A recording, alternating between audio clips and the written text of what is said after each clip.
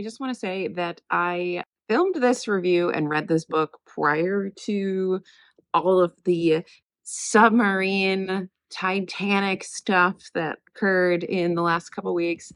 And it's just coincidence that I haven't edited this video until now. I was going to put it out the week this was happening, and it felt a little insensitive. So, enjoy my rambling review of this book set under the sea.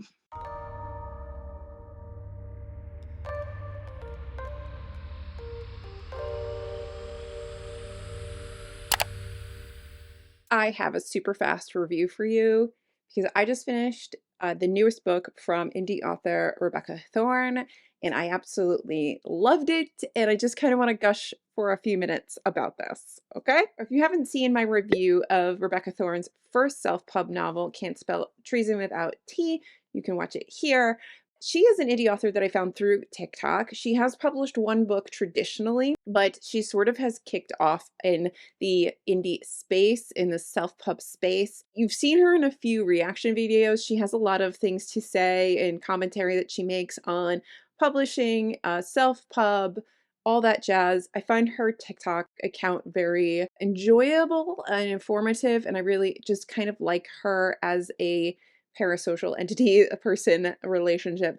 I really enjoy her and I enjoy her writing. I've read her first book. I still have to read the follow-up to that, which has got pirates. But this book is the first in a trilogy. And this is not cozy. The other two books she's published so far are cozy fantasies, and this is just a fantasy. It is called This Gilded Abyss, and it was such a ride and so much fun. This book is set in a fantasy world where you have a colony under the sea. You have the people who live above the sea in, on regular land. There's obviously like wars and things. There's different stratospheres of people, different classes. And we have our two main characters are from different worlds, but they are both military people. They had a relationship before, but something happened and the relationship broke down. That happened before we got to the beginning of this. Nyx is a sergeant. She was at one point in the underwater mines, which is a posting that you can get paid a lot for because it's incredibly risky. And her friend died in an accident down there.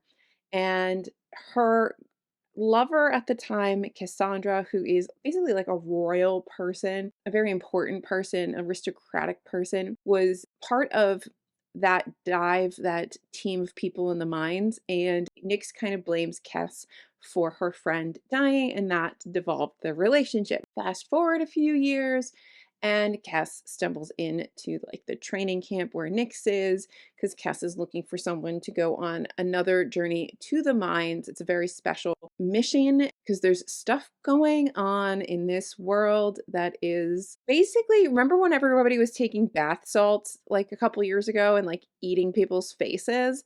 It's kind of like that, but make it a fantasy world. So something is infecting people that may or may not be related to this metal that is used in a lot of like healing, and they have bionic sort of like arms and eyes and things that get made out of this very expensive metal that's being mined, that is usually like a mark of aristocrats or people with a lot of money, because obviously the poor people can't afford it.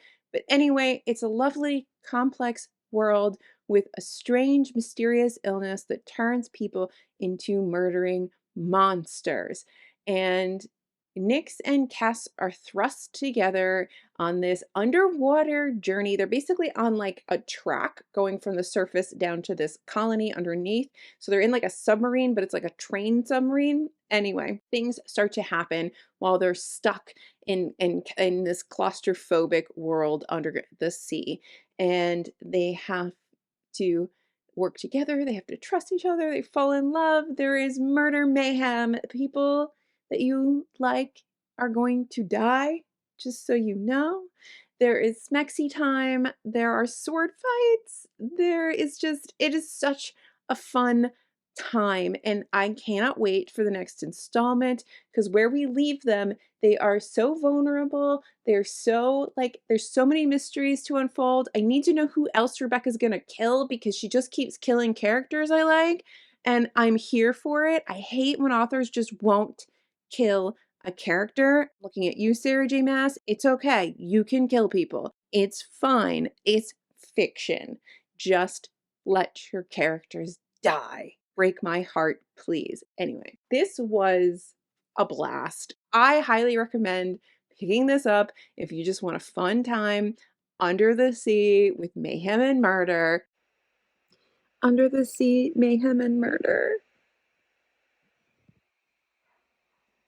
Because this was a blast. Oh, and it has lesbians, if you didn't pick up on that. It is filled with lesbians, and I loved it. Let's go, lesbians, let's go! This was such a good time. I love seeing what comes out from Rebecca, and I can't wait to see what she does next. Outside of the series, what are you giving us next? Come on, give me more. One of the things I kept thinking about is if you read Dead Silence, which I read a few months ago, which it came out from Tor maybe last year, where there was this spaceship in space that they come across and they find all these like body parts and clearly something has happened and somebody's gone on like a murderous rampage. It's kind of like if we got the story of that, but you were living it in real time as opposed to finding it later. Does that make sense? I don't know. I really enjoyed it. I think it's fun to try to figure out what exactly is going on. Like, is this an illness? Is this something else?